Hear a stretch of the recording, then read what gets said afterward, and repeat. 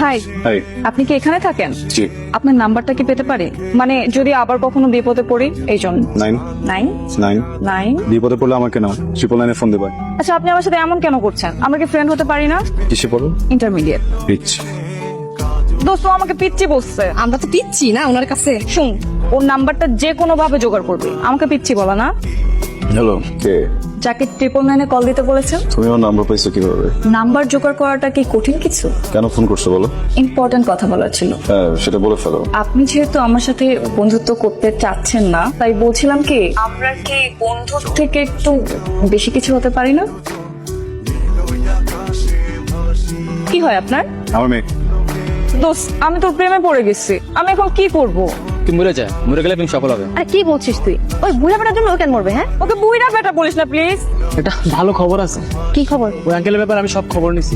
আবার আঙ্কেল? ভাইয়া